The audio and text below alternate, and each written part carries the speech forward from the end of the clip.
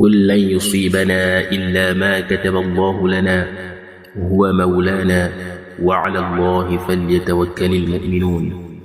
Dis, rien ne nous atteindra en dehors de ce que Allah a prescrit pour nous. Il est notre protecteur. C'est en Allah que les croyants doivent mettre leur confiance. L'homme noir et ses fausses croyances, les superstitions.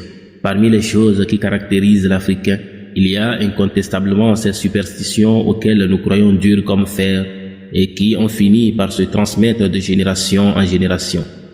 Des choses sans fondement, qui n'ont ni tête ni queue, mais qui occupent une grande place dans nos vies.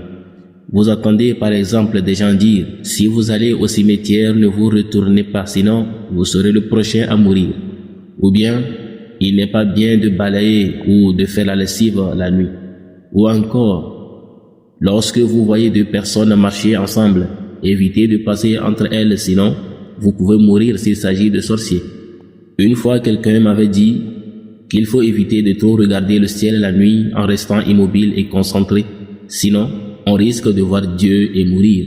J'ai répondu qu'alors ma mort est arrivée, car j'allais faire ça chaque nuit jusqu'au jour où je verrai Dieu, car c'est mon plus grand rêve de le voir. Malheureusement, la personne s'est fâchée. On invente des choses puis on se fixe des limites dans notre quotidien, juste pour se faire du mal à nous-mêmes inutilement. La superstition ne fait pas partie de l'islam, et s'adonner à ce genre de croyances révèle du shirk, du polythéisme, puisqu'il implique que la personne refoule la grandeur d'Allah en impliquant l'existence d'une puissance autre que Allah, ce qui la rend incompatible avec la croyance en l'unicité d'Allah qui est obligatoire en islam.